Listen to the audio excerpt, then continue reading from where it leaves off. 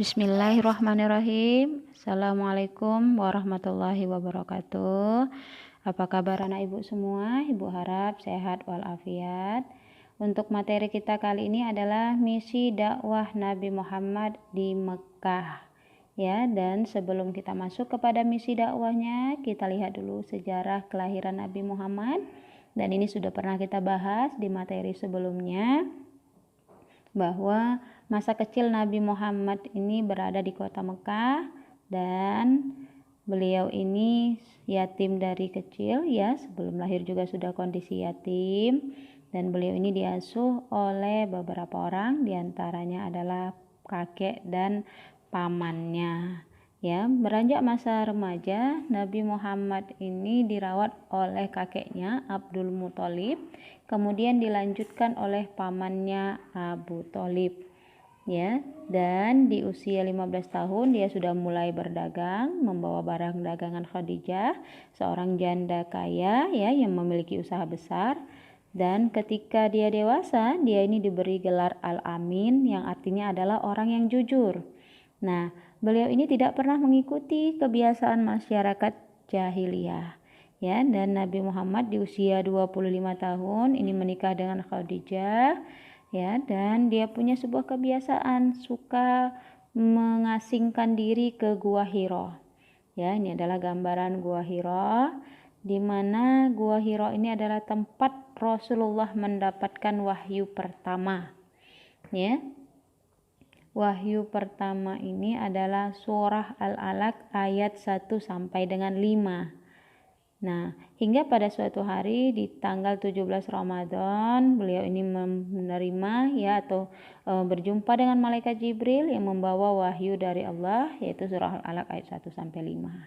Nah, Nabi Muhammad ini berdakwah di tengah-tengah masyarakat Mekah ya yang memiliki kondisi sangat bobrok, maka disebut sebagai masa jahiliyah atau kaum jahiliyah. Bukan karena bodoh, tapi memang karena mereka ini suka menyembah hal-hal yang tidak masuk di akal. Ya, di mana kondisi sosial masyarakatnya juga sama bobroknya. Perjinahan, perjudian, perang, minum-minuman keras, ya.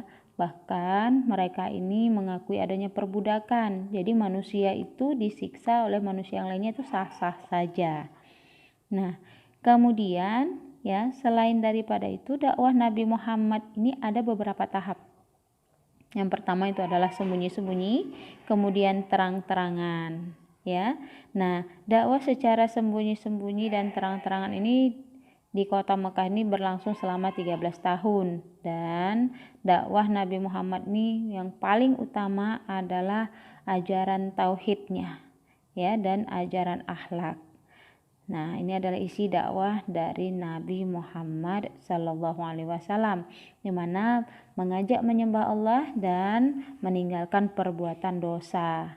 Dan yang menjadi prioritas dakwah Nabi Muhammad adalah mengajarkan tauhid, menegaskan hari kiamat, mengangkat dan melindungi hak asasi manusia, dan mengubah perilaku masyarakat jahiliyah. Jadi di permulaan dakwah Nabi Muhammad ini, ya, beliau ini berani berdakwah terang-terangan ini, ya, ataupun memulai dakwahnya setelah turunnya wahyu yang kedua, yaitu surah Al-Mudatsir ayat 1 sampai dengan 7. Nah, jadi masyarakat penyembah berhala inilah yang mau diubah oleh Nabi Muhammad supaya mau menyembah Allah. Nah, bagaimana respon masyarakat Mekah, ya? Masyarakat Mekah banyak yang tidak suka. Ya, banyak yang tidak suka dengan dakwah Nabi Muhammad. Di antaranya ada Abu Lahab. Abu Lahab ini adalah paman Nabi sendiri, ya, tapi memang beliau tidak menyukai dakwah Nabi Muhammad, ya. Bahkan mereka ini memiliki kekhawatiran. Kenapa? Ada beberapa faktor kenapa mereka ini menolak ajaran Nabi Muhammad, karena mereka takut kehilangan kekuasaan, status sosialnya, dan juga perdagangan patung. Jadi ada beberapa tantangan dan rintangan dakwah Nabi Muhammad SAW, ya. Di antaranya adalah hinaan, ancaman, ya. Tapi semua itu bisa dilalui dengan baik oleh Nabi Muhammad dengan modal kesabaran, kegigihan, dan keuletan, ya, serta akhlak yang terpuji. Nah, itu tadi materi kita. Kemudian di sini ada tugas, Ibu harap kamu bisa kerjakan dengan baik ya. Kalau ada pertanyaan boleh kamu langsung chat pribadi ke Ibu ya.